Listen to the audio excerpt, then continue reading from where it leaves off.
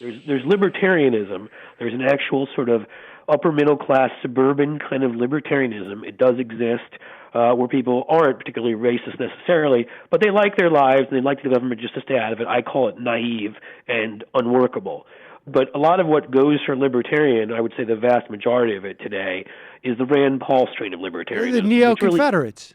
They're Right, neo-Confederates. it's not Leo. Yeah, it's not libertarianism by any definition of it. It's neo-Confederate beliefs essentially. Is a belief that the federal government should stay out of things. So in our state, we can make laws and rules as our state would like, which is banning homosexuality, having sodomy laws come back, and forcing women, out of the workplace and controlling their bodies, and making certain groups of people occupy lower places on the economic ladder than other people, and so that we can run things like we used to out of our sheriff's departments and through our local governments. And that's what it's about. That's why Ronald Reagan in 1980 went and kicked off his campaign, with Trent Lott in Philadelphia, Mississippi, right, where the three civil rights workers had been murdered. That's the kind of libertarianism we're talking about here.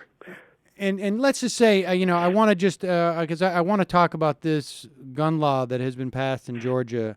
But Dave Weigel had a very interesting piece.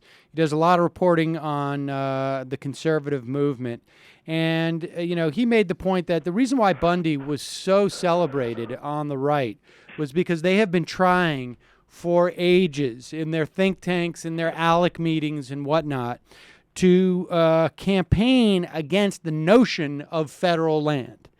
Because, of course, conservatives hate the idea of the commons and that there would be any and really government ownership. Owning anything. I mean, Right. They hate public schools, they hate national parks, everything should not belong to the government. And apparently the problem they have with this is that even in the Western states, even where that sort of strain of libertarianism you would anticipate was the most prominent, is it's just not popular. Apparently in Colorado College State of the Rockies survey, by a 2-to-1 margin, people in Colorado did not think that having too much public land was a problem.